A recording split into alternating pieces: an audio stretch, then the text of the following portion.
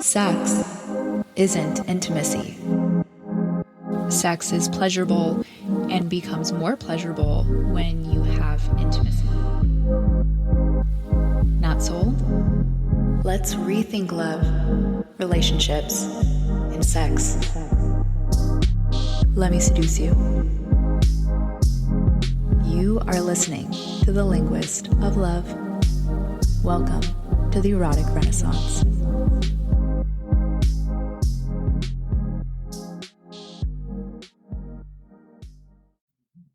Welcome to the Erotic Renaissance. I'm Meg de la Torre, your linguist of love. Thank you for tuning in and enjoying our finale for Season 2. Last episode, I guided you through a shadow work meditation, as I hope you found an unexpected, yet eye-opening reflection in the mirror. This episode, I bring you a gift for your inner child. Today's story is a children's book that I have been working on for a little over a year. I plan to publish this book in the near future with different pronoun options, as well as in Spanish and Arabic one day. But since you are my listener today, I am choosing to use the pronoun they in order to be inclusive of whomever's inner child will be listening to this story today. This episode is our last in my shadow work series, which means I will resume erotic content as we enter into 2023 and seek to be free.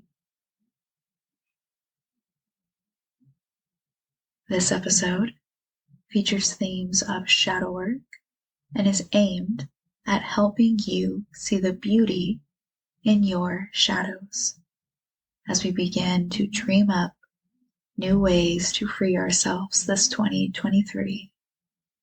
I'll then close up this episode with some final thoughts and a benediction. Please remember that the ultimate goal as humans is to integrate our shadow and light aspects, integrating them into the whole complex you. Today's story was originally drafted in dedication to a friend that was going through some personal development and was for the first time seeing her darkness as beautiful. I found that a story showing the beauty in darkness was needed in our world. So, I now gift this story to you, my love.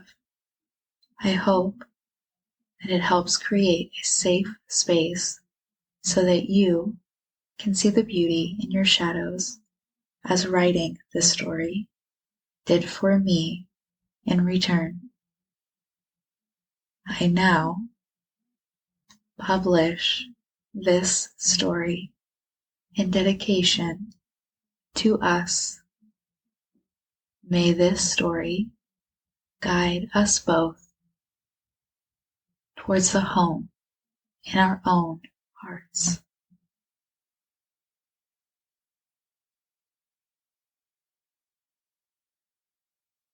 Let's set the mood together now.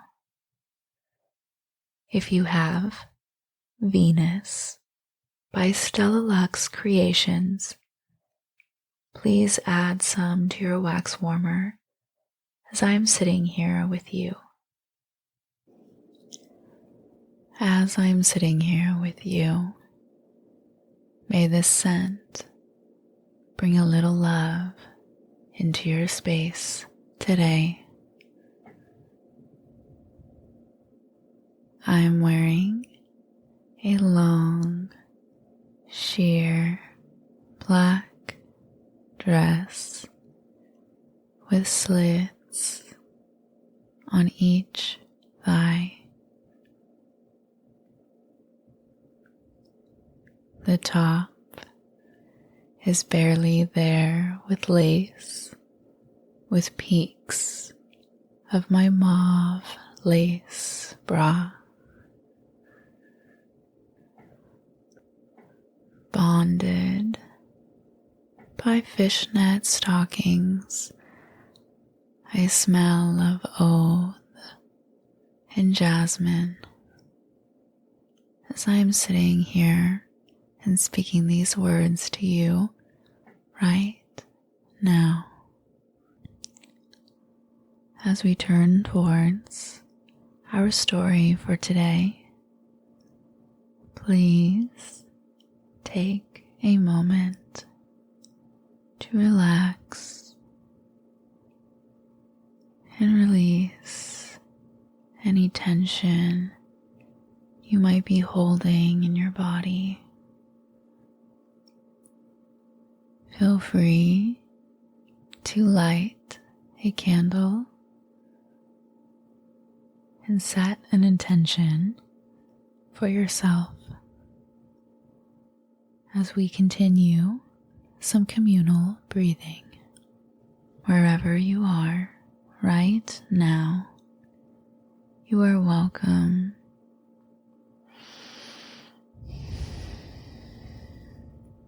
to rest your eyes under heavy, heavy lids,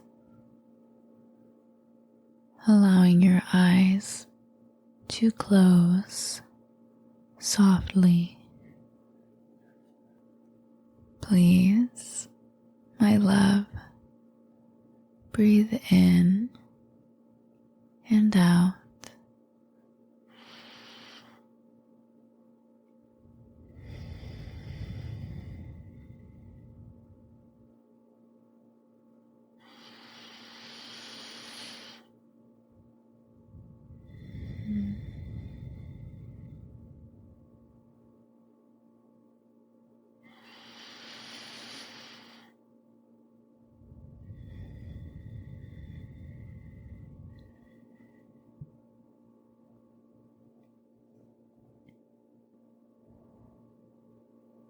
And now, please prepare for a narrative for the inner child within you.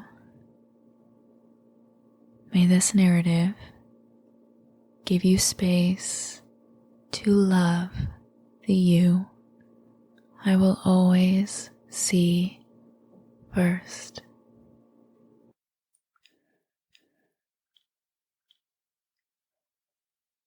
What darkness discovered a story for your inner child.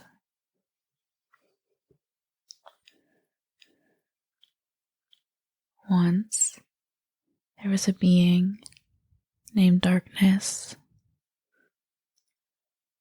in a world that celebrated the light. Darkness was very, very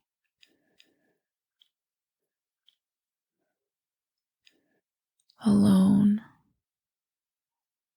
like a brash wind, very alone.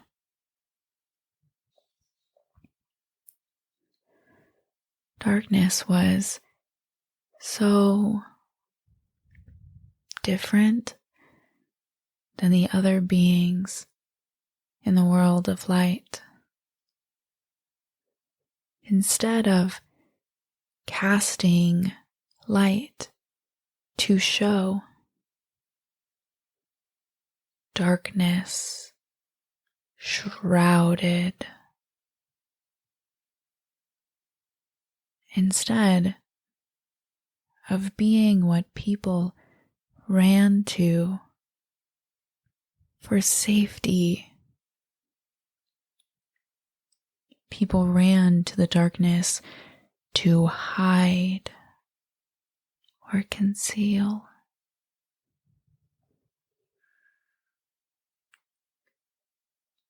Instead of bringing in birth,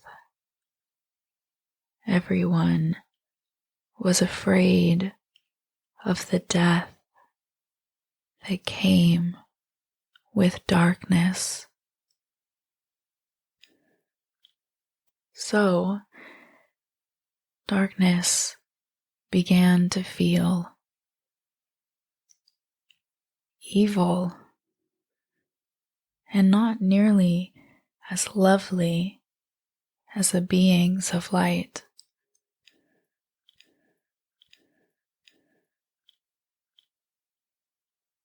Darkness tried to get to know the beings of light, but no one took the time to listen to them, because all of the beings of light feared the darkness so much.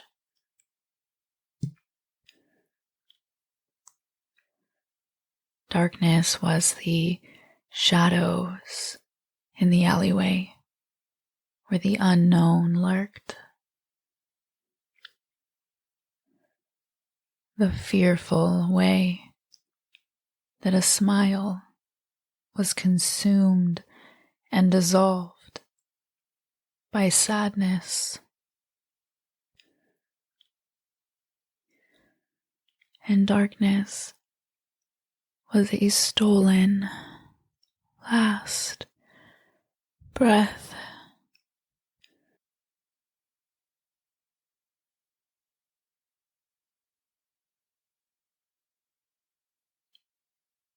You deserve to be punished for your darkness, said someone with a book who boasted of the light he possessed. He threw each word like a knife, gesturing to the rafters and the rainbow prisms of stained glass windows. For a long time, the darkness was avoided and pushed into corners by those who feared shadows.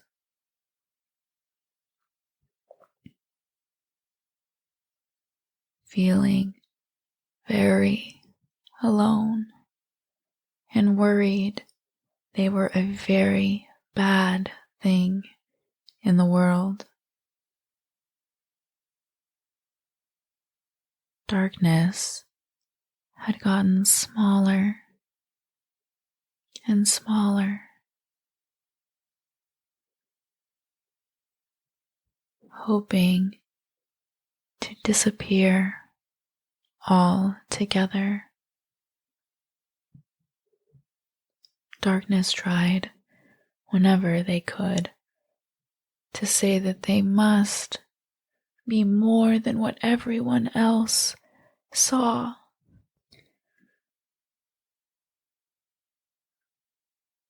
There must be something more to them than whatever it was within that made others run away or sweep darkness into unlit corners. But no one listened to darkness. Angry words weren't even needed.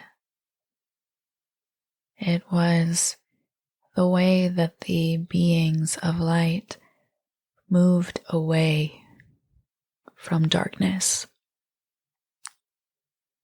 the way they pretended that darkness didn't exist, or left silence in response to their thoughts or questions.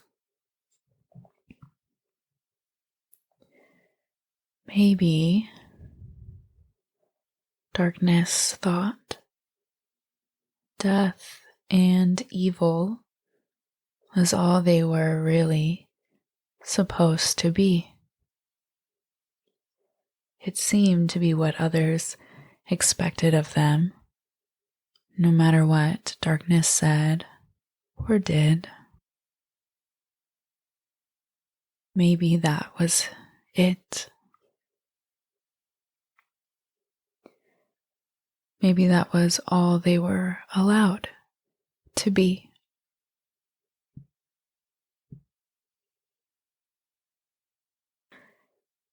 Feeling cold from the absence of another, darkness felt the warmness of a hopeful seed within. So, darkness took a deep breath and filled themselves with all the bravery of asking questions that never received responses, of speaking up when no one listened, and of the strength of showing kindness despite others' expectations. And darkness decided to journey within, being the only option they had left. Darkness met the shadows even they feared in their own reflection. But when darkness faced their own fearful shadows, they found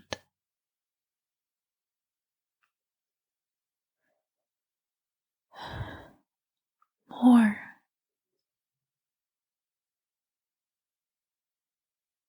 Within their own darkness, they found beauty and love in ways they didn't expect.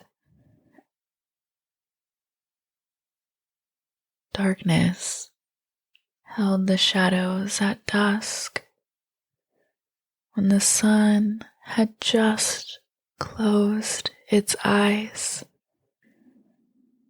They held the mysteries of what couldn't be explained just yet.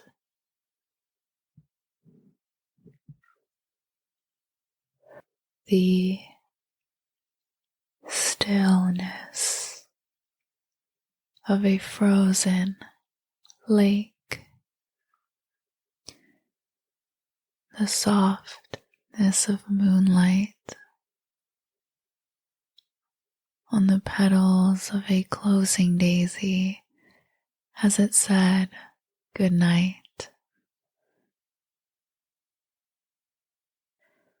Darkness found that in the shadows of the alleyway, a cat held her kittens to keep them warm.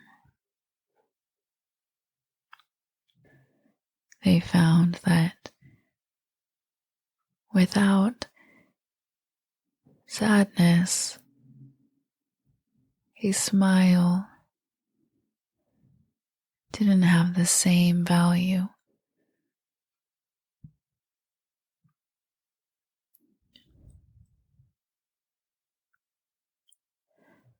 Darkness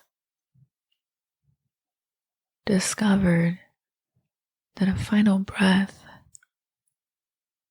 didn't have to be stolen.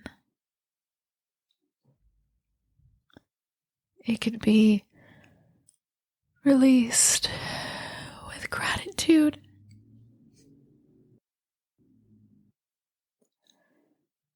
And it was through searching within their very own shadows that darkness had been taught to fear, that they began to learn to love the only thing they had ever been taught to hate. The self.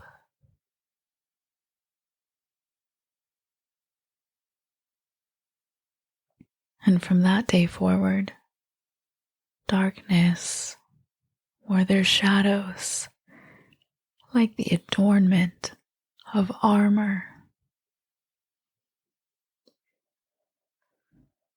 like a smile at the sound of snow, and like the beauty of a silhouette.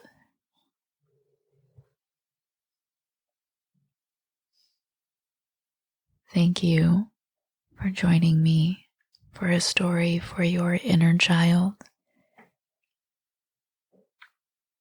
aiming to provide you with a safe space to find and discover the beauty in your shadows.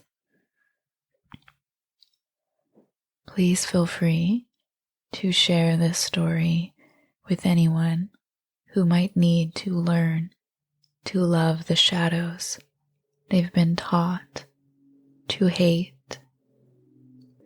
Should you like to support my mission, you can do so in a myriad of ways, but especially through my website, linguistoflove.com. As always, thank you so much for tuning in to the Erotic Renaissance, where my mission is to help society see that being a sensual and sexual being is something that can be and should be celebrated, and that every soul is deserving of body autonomy and a sexual liberation, that at everyone's core is a little bit of kink waiting to be discovered, and that the sensual soul is a part of us all.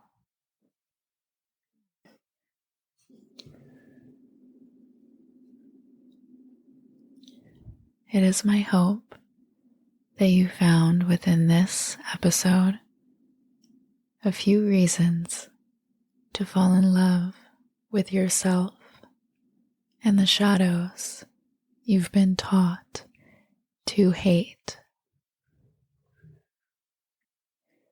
If you are listening to my voice as the sun rises, I hope that you tame many dragons that lie ahead.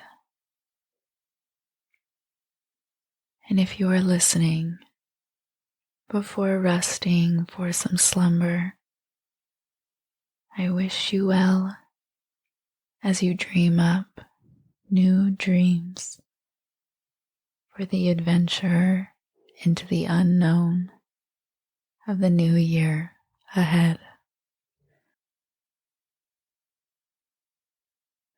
I am Meg de la Torre, your linguist of love.